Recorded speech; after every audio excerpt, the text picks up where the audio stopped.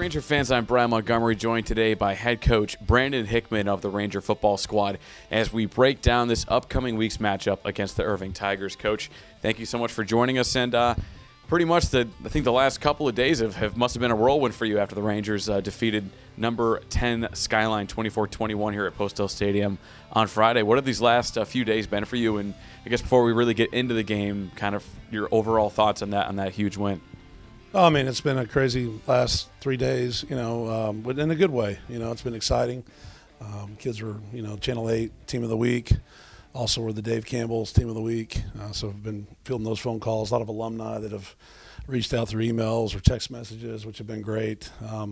Just exciting times around Jesuit. Beating a team like that type of team, that caliber, is just a huge win for our program and for the kids and confidence moving forward. And, I think the kids always believed we could do it. And, we kind of hung around the game and were able to pull it out there at the end.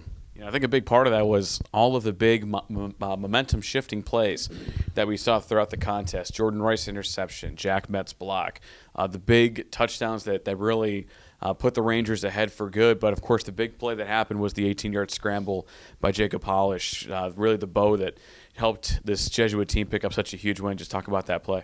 Yeah, I mean, I thought, Jordan Rice's play sparked our team quite a bit. We were kind of stalling a little bit offensively, moving the ball well, but just weren't getting in the end zone. And then when he made that big interception that he tipped, there kind of sparked our team, I thought.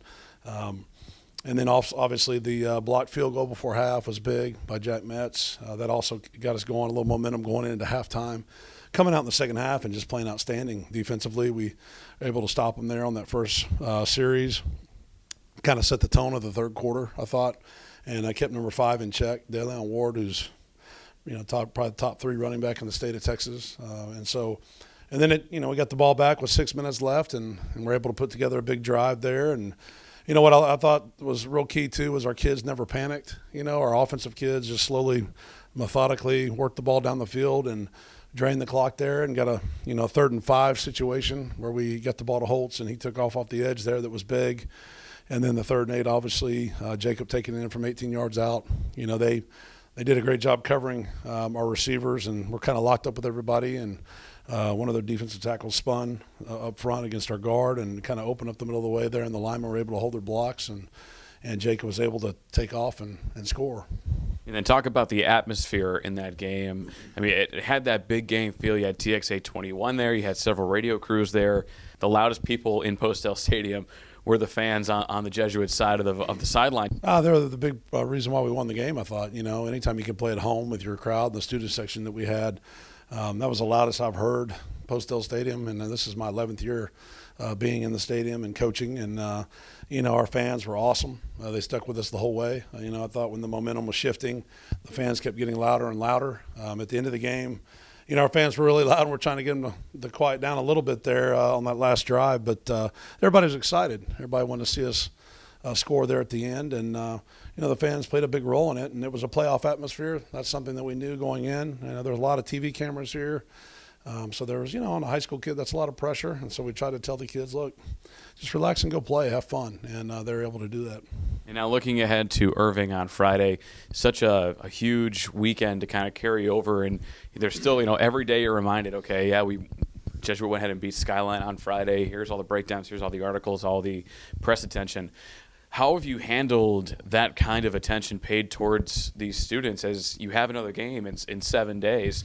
And as you mentioned before, none of the games in this district can be taken lightly. Yeah, nobody can be taken lightly. I mean, everybody can beat you on any given night. And, that's something after you come off a big win, you don't want to get complacent. And so we've told the kids that, no, don't get complacent. We want you to come out and work as hard this week as you did last week.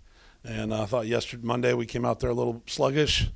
Had to have that nice talk after practice, and then Tuesday I thought we came out and had a good practice, and so then today we're looking for another really good practice from our guys, but just challenging them, and the leadership has to take over in that situation. Yeah, it was a big win, but we still have a lot of season left, and we got to keep playing, we got to keep improving, because there are some things we can still improve on offensively, defensively, and especially our kickoff team and some areas in there. So just not taking anybody lightly. I think that's the biggest thing. Let's improve ourselves and go out and keep playing good football.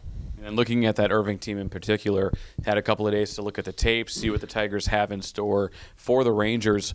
What are some of the keys to the game that you're expecting going in? What's going to be some of the key pieces of keeping the Rangers unbeaten in district play?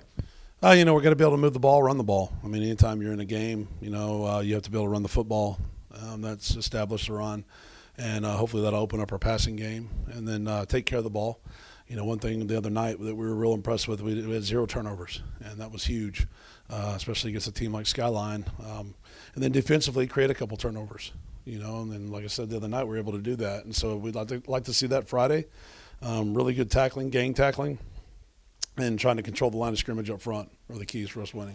Well, Coach, thank you so much for joining us, and best of luck to you on Friday. Again, the Rangers taking on the Irving Tigers at 7:30 on Friday at Irving School Stadium. And as always, Ranger fans, be sure to keep it logged into JesuitRangers.org for all of your up-to-date Rangers info.